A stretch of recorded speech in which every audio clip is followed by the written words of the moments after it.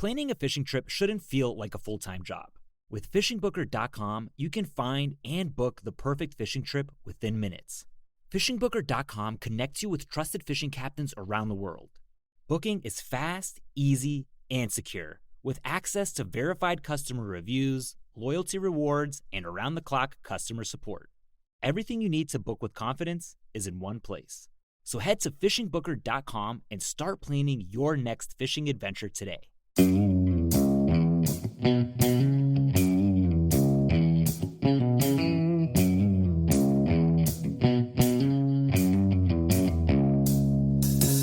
Alright, welcome back to the Survival and Basic Badass Podcast with Kevin and Chuck.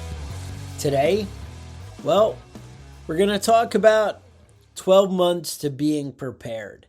A lot of people, when they start thinking about, hey, I should get into prepping, hey, I should, look into this stuff, they don't even know where to start. And it can all be a little bit overwhelming.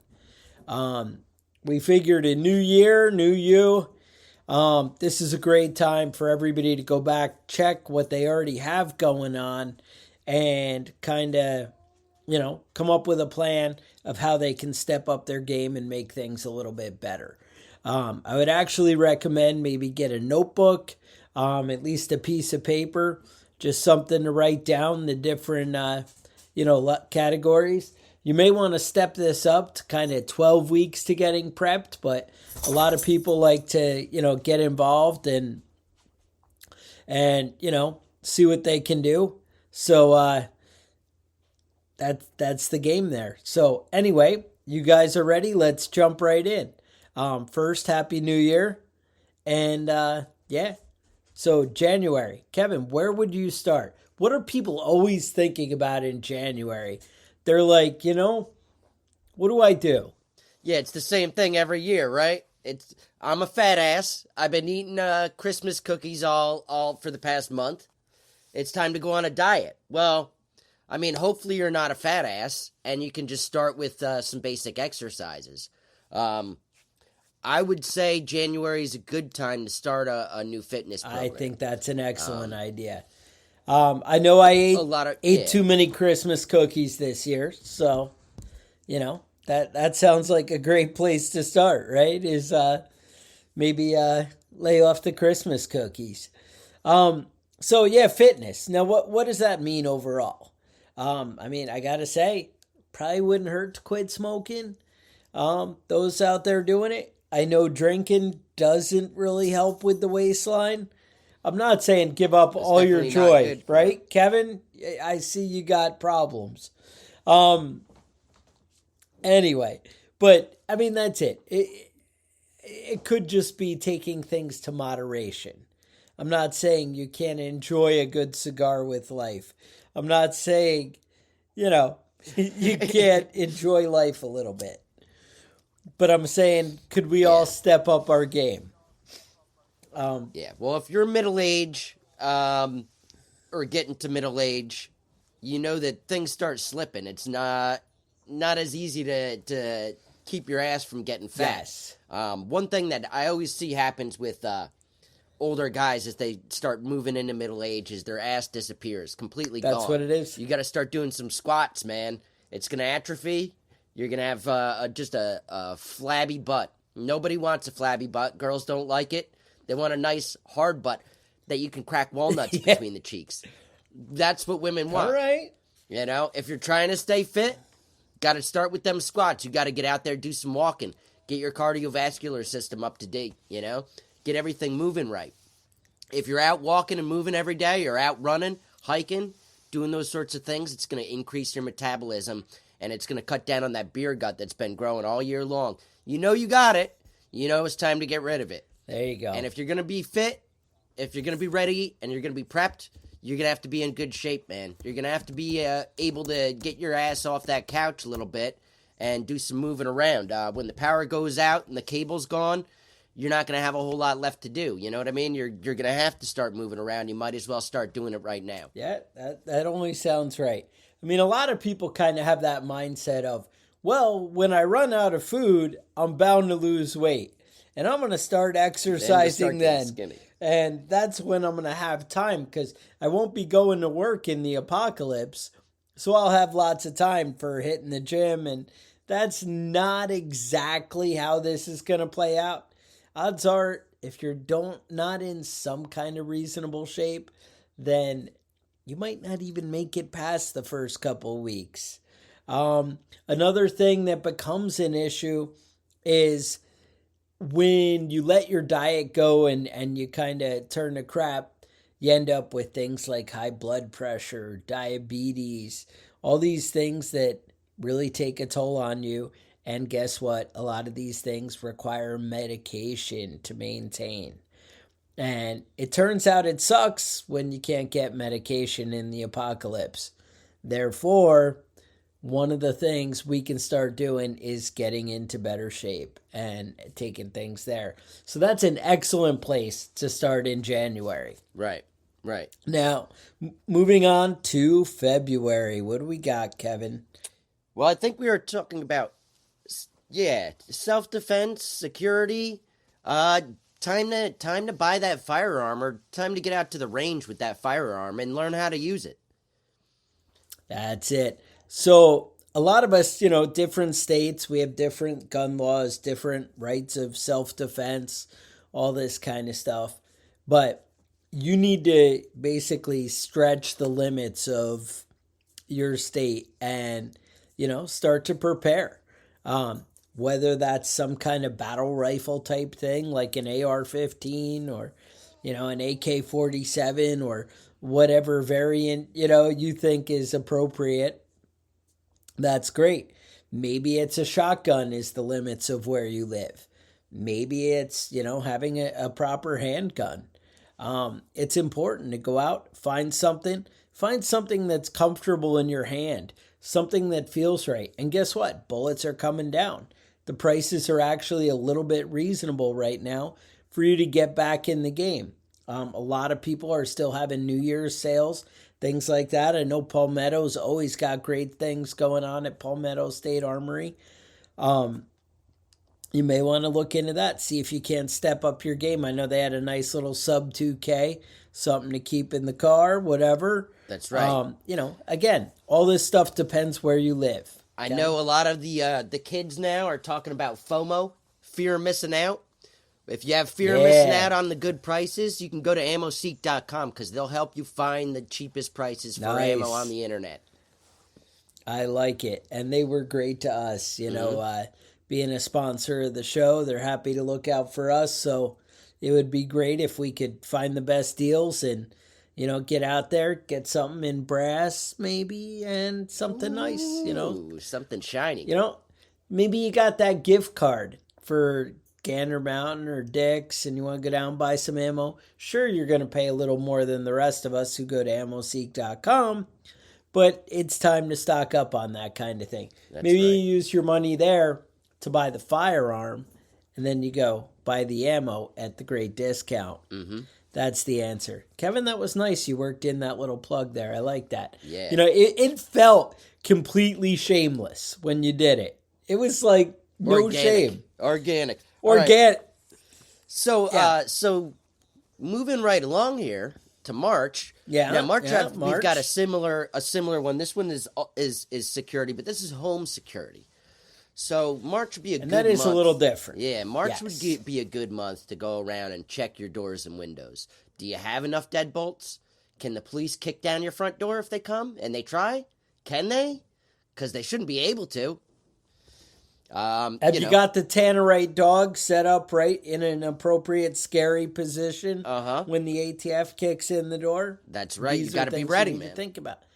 Now, this would also be the time maybe you need to set up a cache. Maybe get off your butt and go bury some stuff.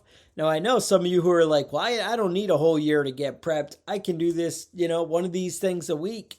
Well, I got to say, there's a lot going on with buying a firearm or buying, setting up a cache in home security. We have episodes just on home security. You may want to go back and revisit that in March and take a look.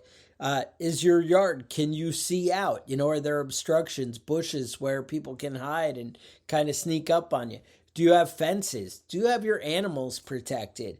Do you have, these are the kind of things. But deadbolts, Kevin always talks about, do you have smoke alarms? That's a security issue for a prepper. Making sure your carbon monoxide and all these things are in place and actually wired up and ready to go. Have batteries or hardwired, whatever you want to do with it. There's a lot of stuff that you can get into with low cost, replacing the hinges, the screws in your door hinges.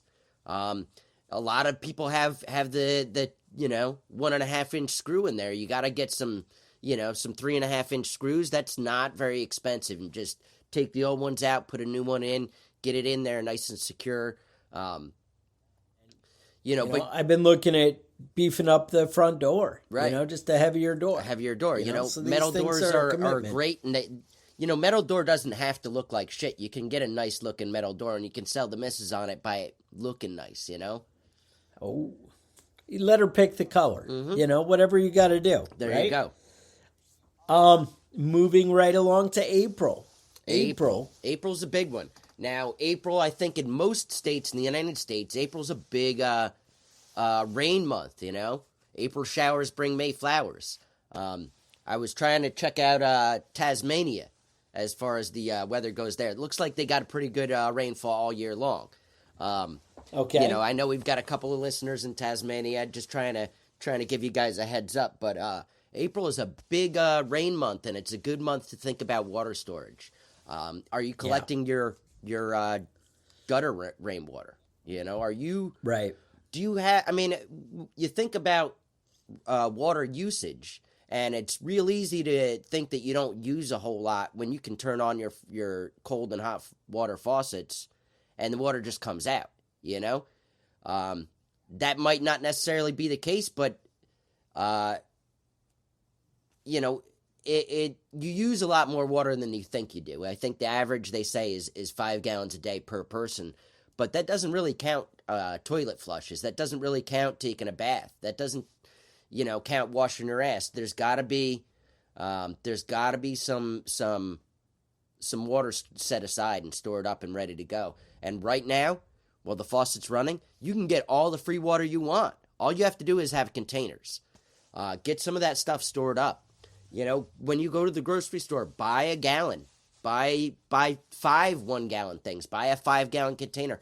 Get some water. Have it on the shelf. Have it ready to go just in case. If you fill up a gallon jug of water from your sink, that will last forever if it's sealed, if you're putting it in a clean container. It's not going to go bad. Right. You can just fill up those containers, seal them up, and set them to the side. And all that water is going to be free use when the time comes. And it's real easy to do.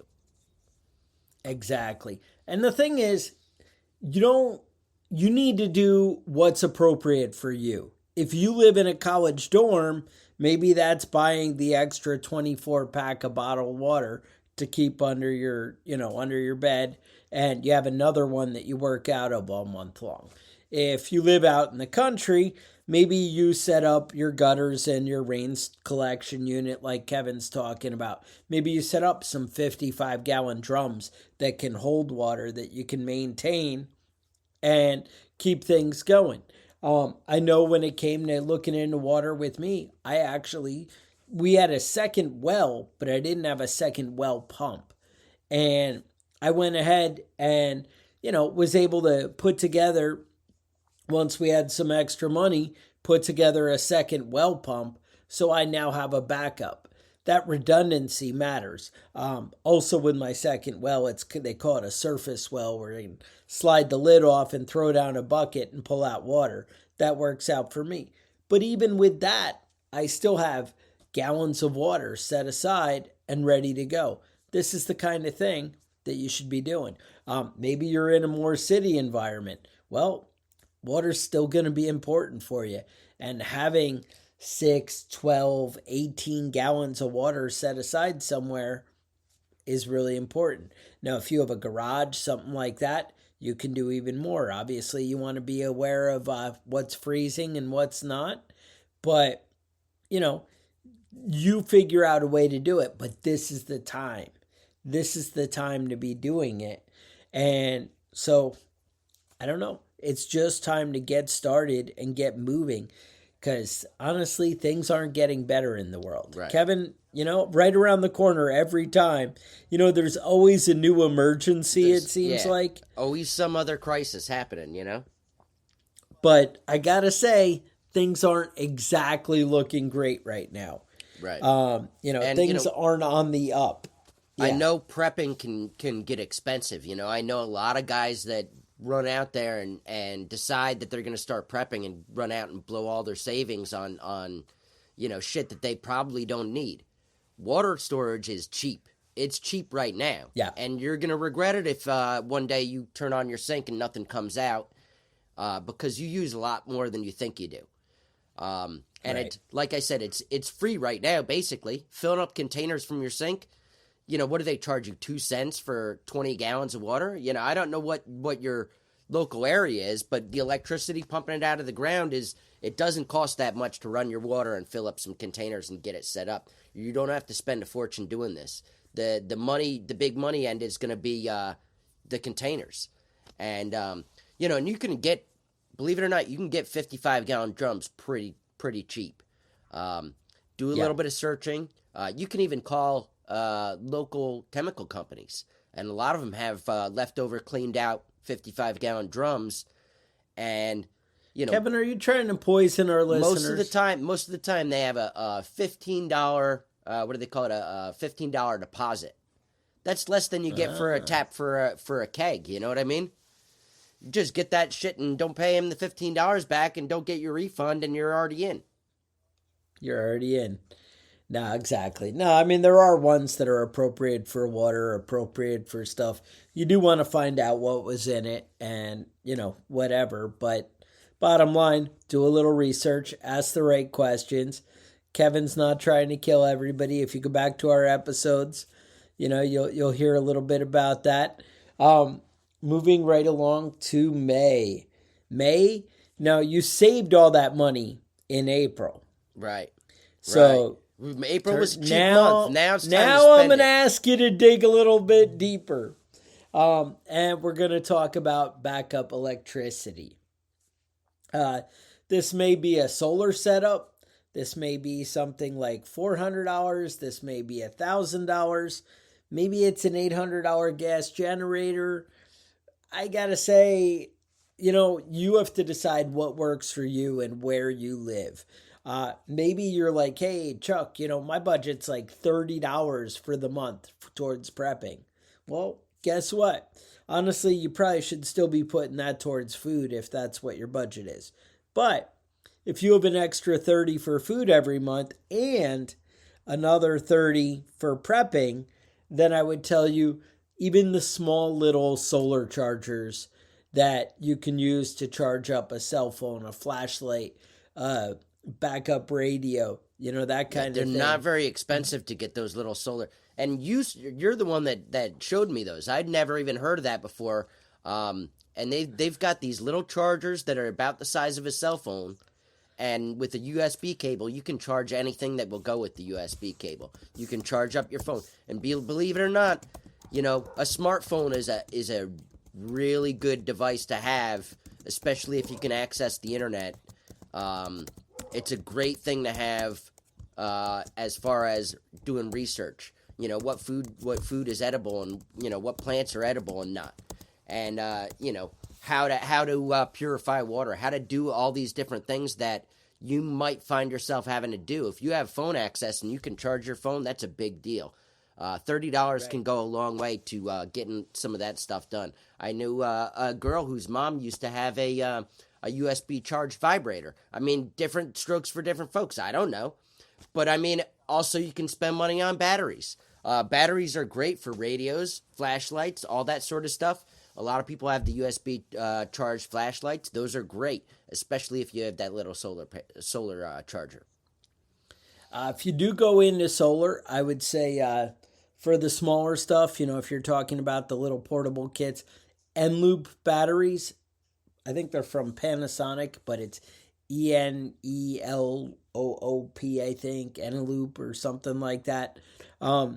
They're great. They hold a charge a lot better than a lot of other ones. They brag about, having so many charge cycles or whatever, so many thousand, and they're great. I've had nothing but great experience with them. That's probably a great place to start. If you guys want to shoot us an email at preppingbadass@gmail.com.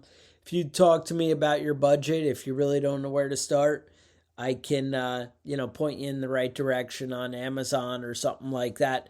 Because I have been watching it for a little bit, kind of looking to put together something myself. I'm kind of thinking in the more 400 to 800 watt neighborhood for mine to start with. Like I said, I found ways to meet most of my needs without electricity. So it's maybe not as critical to me as it is to other people. But I feel like 400 watts kind of keeps everything moving that I'm worried about. Yeah, and if you're gonna go out and get a generator, it's worth the time to get an electrician, to get that hooked up properly and done right, and direct the power towards the things that you're really concerned about. It might be your refrigerator or your freezer, might just be a heater. The real issue with a power outage is freezing to death in a lot of places in the northern U.S. But in a lot of places in the southern U.S., a refrigerator or freezer is going to be the real issue. Right. You don't want to lose a bunch of meat, a bunch of food that you have frozen. And I differ with a lot of preppers in the sense that a lot of my food ends up in the freezer. It's great to have canned food. It's great to have dried food. It's great to have all that sort of stuff. But if you're going to have, a good access to good meat, you want a good freezer, and you don't want to lose all that just because of a power outage. Right. No, definitely. And even, to be honest, if you do a big garden, canning and stuff, unless you're home and really kind of homesteading, if you're out running a job and stuff, canning and putting away that kind of stuff is a lot of work. So being able to keep it all frozen and keep it going. And like Kevin said, losing electricity short term, you can really, wipe out your stores. Hundreds of dollars you could lose. So, yeah, definitely. So keep that in mind. All right, moving right along. June, getting a little bit warmer. You're starting to go outside. Yep. How about looking into foraging? Yeah. There's another cheap month going here. out. What's edible around you? Yeah, exactly. Right. You're able to save up for what's coming in the future. I grew up in this area my entire life, and years and years went by before I realized how much food is available to me for free just in my area. A lot of people talk about dandelions. Yeah, you can eat dandelions. That's one of those things I see people freaking out about their lawn. They get one little weed in there and they spaz out. They want to have a, perfect lawn. But maybe your lawn should be edible. Lawns are really just a waste of acreage, in my opinion. It should be all dandelions. And if you've eaten dandelion greens, they're disgusting. There's other stuff out there, though, that you can forage for and that you can work with. Oak trees produce acorns. Acorns don't taste great, but you can work them out. Wild onions is another one. Somebody's just mentioned that here on the comments. That's another great one. You can dig those up, and they're edible. You can also season your food with it. Mushrooms usually start in the fall. Most of the good foraging stuff starts in the fall, so June is a great month to get started doing a little bit of research. You can find all sorts of apps on your phone to just snap pictures of plants that you don't recognize, and you'd be surprised how many of them are edible. There's a lot of food that's all around you all the time, and if you know what's what, you can access that food. I know we did an episode on foraging a while back, and there's a guy, Wildman Steve Brill, And you might think, hey, I live in a city, I live up north, there's nothing to forage. He actually did foraging tours in Central Park in the middle of New York City. So there's always stuff, planting stuff around in areas around you. This is also a good time when you should be thinking about, gardening, stepping up your game there. You might actually want to start to plan out that garden and order seeds right now and look into when you might want to, put things in a little bit early. But looking into food and vegetables and things like that, how you can get it growing and what can work for you, that's something you want to do before there's a crisis. So you may want to check that out and get started with that and step up your garden game is what I could tell you. Yeah, and I know that it's not a great time to talk about gardening here in the beginning of January because you've got so much time before you can plant, but that's not really the case, January is a great month to get your garden started. If your beds get your seeds ordered, get things maybe started. Get some compost mixed into that soil, get your beds built. If you haven't been gardening, this is a great time to start getting prepped for your summer garden this year. I already ordered my new chickens for the year. I mean, Nice. This is the time. Yeah, I always it is. think about it, when it's warm, you're like, I it's wish I April, had- May. Yeah. Now I'm going to get chickens, and I go to order them, and they're all sold out. Right. And they're like, no. And you got them at Tractor you do Supply. get- I yeah. understand that. But you're not getting... Right. Or you do get them in, and you realize they're not going to be big enough to actually lay eggs until it's wintertime when they Exactly. stop laying so many eggs. Now Right. is a great time to start ordering your chicks. Exactly. All right, so let's talk So- about July. July is the next month on our list, right? All right. And we have food storage. So now we just started the garden. We prepped. We went foraging. We learned about mushrooms and all kinds of cool things. Now what do? We gotta start canning and jarring.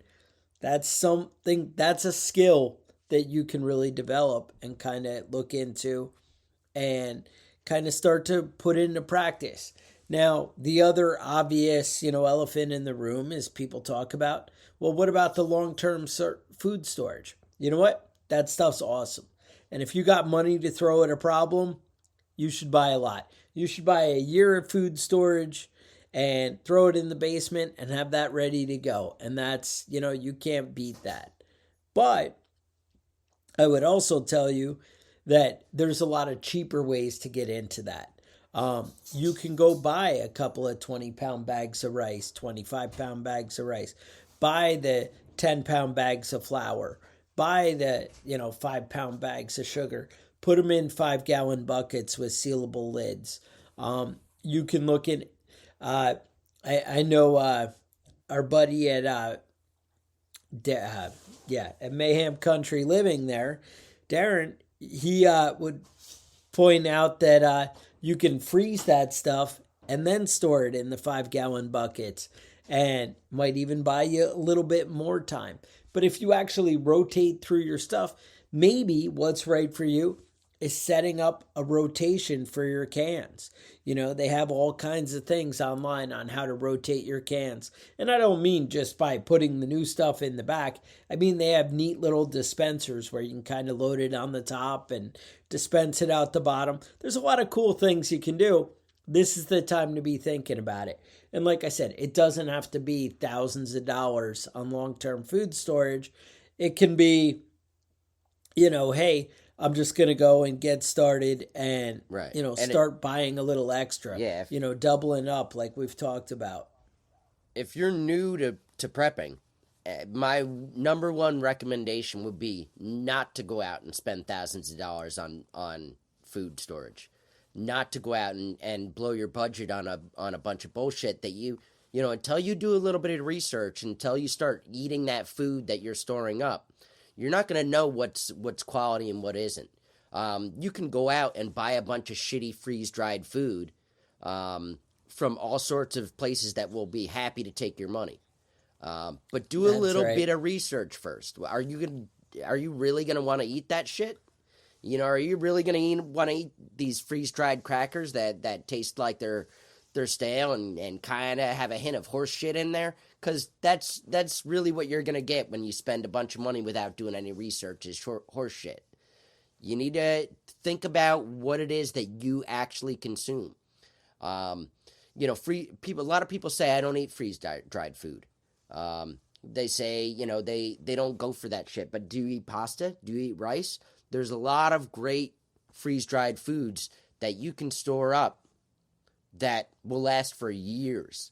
I just had to, unfortunately, you know, and I don't like admitting this because I try and pride myself on this, but I have a canned ham, as disgusting as that sounds, that just expired. Because it's gross, I never ate it. You know, you don't want to get stuff that looks gross that you're going to get it just because it lasts for a long time, because it's not going to work out for you. You know, I've probably had this canned ham that my wife found that's a month past expiration. I probably had this for 5 years, and it just sat there because, I mean, ham out of a can doesn't sound appetizing. If it doesn't sound appetizing, don't buy it. You don't want to eat that shit. You don't want to eat that shit when the apocalypse is happening any more than you want to eat it now. So get stuff that you feel like you're going to use and you're going to eat, because you have to rotate your stock. Yeah, and I agree with, you know, one of the comments here is people won't eat certain things, you know, until they're actually hungry. That's true. That's true, and you'll find yourself eating a lot of stuff that you wouldn't normally eat. I've eaten a lot of disgusting foods just because I was hungry. But let's make our downgrade down to Chef Boyardee instead of you know, eating worms out of the backyard. Right? Can we do that? Can we raise the level? Yeah, you know, a little bit. Yeah. I'm just saying. I mean, there's a lot of stuff that you can eat that's really disgusting, or there's, like you said, Chef Boyardee that's just kind of gross. And that's a great way to look at it. I mean, that's, you know, we don't need to be eating worms. So, but hey, it's better than just not eating worms. Remember, if you do find yourself eating worms or bugs, you have to cook them first because there's parasites all through that stuff. Yeah. Cook your bugs. Yeah. All right. Excellent tip. All right, September. Let's move into... Oh, we did August. August is next. Oh, no, you're right. August. August, right. Self-defense. Mm-hmm. Hand-to-hand combat. What I was thinking is hand-to-hand combat. How many places have, you know, jiu-jitsu, Brazilian jiu-jitsu, MMA classes, this kind of stuff? I got to tell you, when I was in the military, the guys who grew up with a wrestling background and that kind of thing would quickly dominate, you know, any kind of fighting, that kind of thing. You need to like look into that kind of stuff and maybe put a little effort and time. Now, I'd rather see you sign up for a class and go get some hands-on where you're actually incorporating these moves with somebody. It is a game changer. If you spent 6 months learning, you're a world away from everybody else. If not, I would say at a minimum, you know, buy some videos, look at some stuff, read some books. I know Tao Jeet Kune Do is always the go-to, right? Mm-hmm. Right, that's, you know, the Bruce Lee book, knows right? Everything. Yeah. You can't go wrong with that. A lot of people don't know he wrote a book on self-defense, and it's easy to follow instructions, you know? It's not complicated stuff. I can't even guess the amount of fist fights I've seen between people that did not have any idea how to fight. You know, people breaking their knuckles, punching somebody because they're a fucking idiot, you know? People putting their thumb inside their fists to punch somebody and breaking their thumb.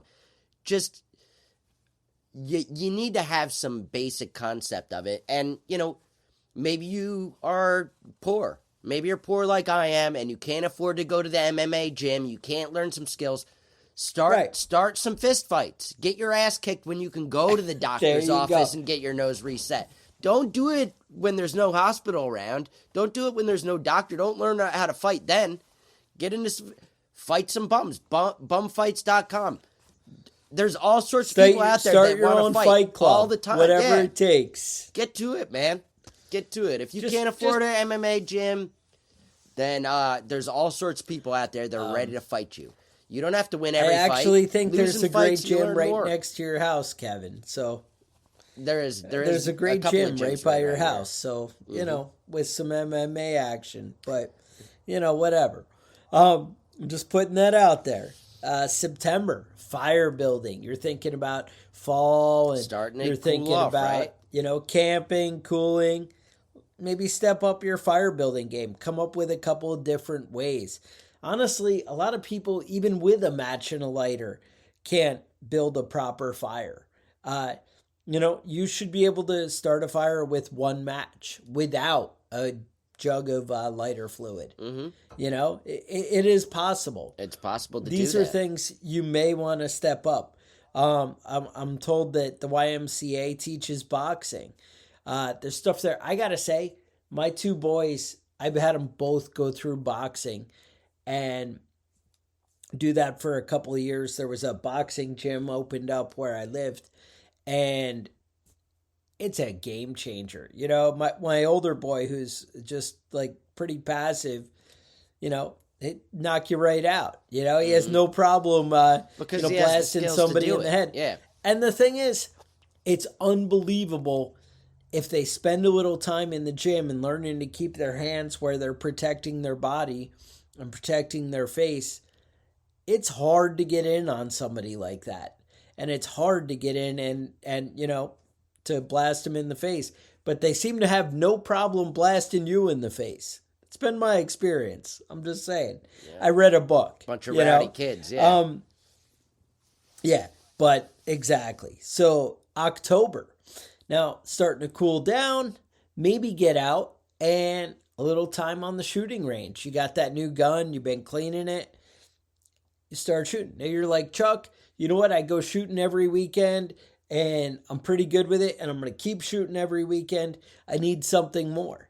Maybe take it to the next level. A little bit of gunsmithing, a little bit learn to take apart and clean your weapons properly.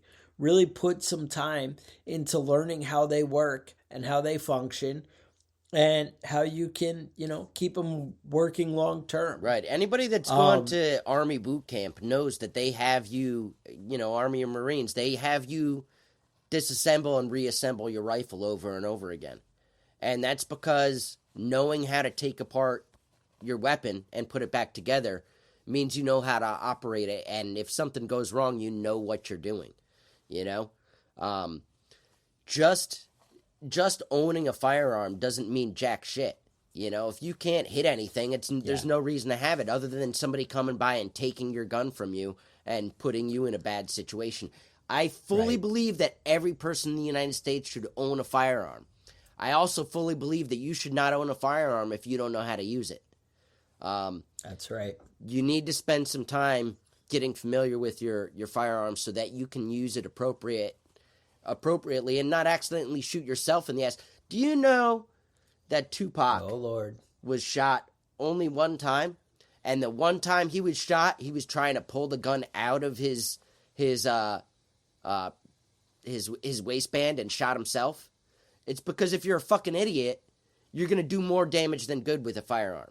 You need to know how to use it. If you're going to buy one, spend some time and learn what you're fucking doing. Otherwise, you're just more of a hazard than anything. That only sounds right. I don't really have anything more to say for that. You guys know I'm the big advocate for getting out and putting some time on, and ammo is coming down in price, so you may want to take a look at that. Anyway, November.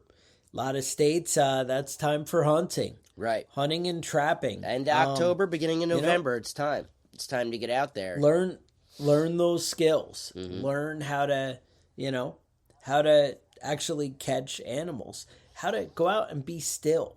And see how hard it is to get a deer to walk in front of you when they're nocturnal animals and they're not really hanging out when they want. See what you need to do to really get them to get out. I know we think, dang, I hit deer with my car all the time. It's no problem. Well, try it. Go out and see. And no, I'm not saying you can't go out and people can't go out and get a lot of deer and do great things. What I'm saying is it's not something you learn overnight. It's something that you go out and put in time and learn and see what you can do with it. That's what it comes down to. Right. Go out. You got to have some range time. You got try to it. have some. Do it. Yeah, some hunting Exactly. time. Yeah. Now, trapping is another story altogether. I know you took a course Yes. on trapping, and it's not. It used to be real easy, and that's how our country was basically founded was trappers and hunters. One of the big things was beaver pelts back in the day. They're only worth about $27 right now, but there's a lot of other animals that you can trap that are very useful. Rabbits are a great one. Rabbit skins are very useful, and the meat is great. And a lot of states have restrictions on trapping. I would just be aware of your local laws. So just be aware of that, and get out and do what you can do legally. A lot of the times, trappers will go out with the 22 because you have to kind of put an end to something that's hanging out in your trap. But it's definitely an exercise worth pursuing at least a little bit, at least to the point where you know what you're doing. And these are things you got to kind of try out once again. And all these prepper skills, they come with hands-on, and that's what you need to do. And last but not least, I have December. And December, people are settling down a little bit. And I was thinking bushcraft skills, learning to build a shelter. The winter's always a great time to get out and, enjoy that kind of stuff. Brave the cold a little bit, embrace your manhood, and, see what you can do. Now, obviously, you can kind of mix and match these, put them where you feel that is most appropriate for where you live, or maybe where you're weak in your own prepping lists and prepping skills, where you're, falling short. You guys know we have a website, preppingbadass.com, and if you sign up for our email list there, we're going to give you free access to a prepping course that me and Kevin had put together a couple years back, and we'll give you free access to that. You can sign up for our email list, find out all the cool things that we have going on, and once a month we actually give away a Prepping Badass knife. They're different and unique. Each one is handmade. That's right.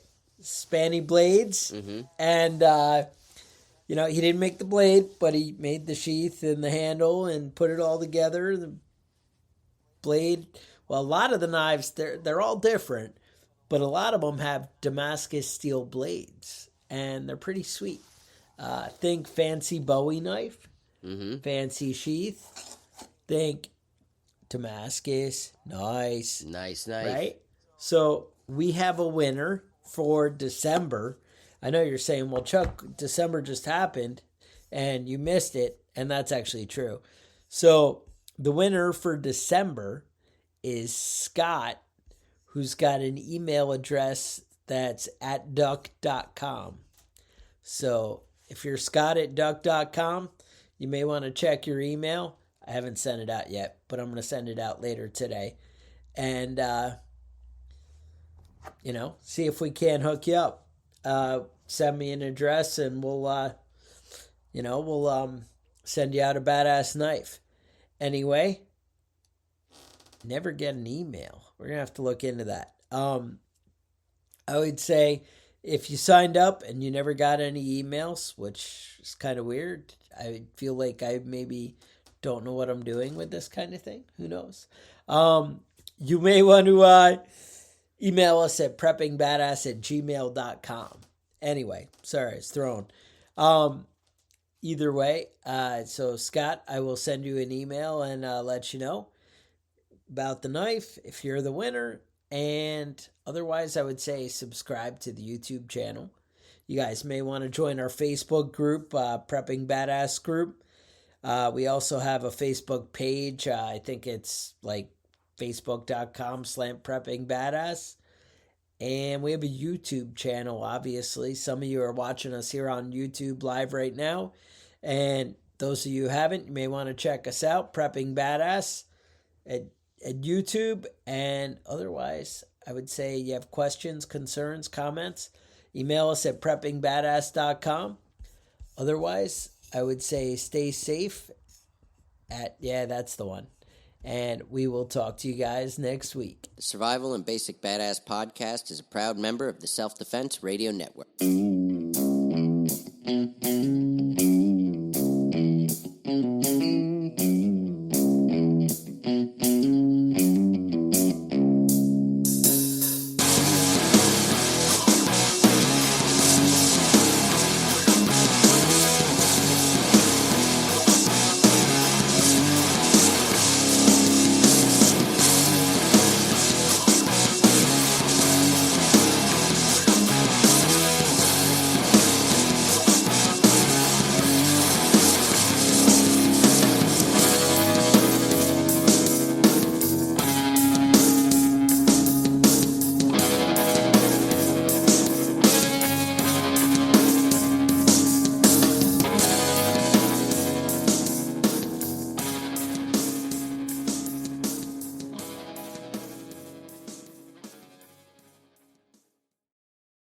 Planning a fishing trip shouldn't feel like a full-time job.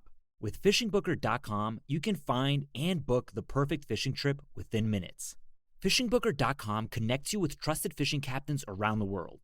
Booking is fast, easy, and secure, with access to verified customer reviews, loyalty rewards, and around-the-clock customer support. Everything you need to book with confidence is in one place. So head to FishingBooker.com and start planning your next fishing adventure today.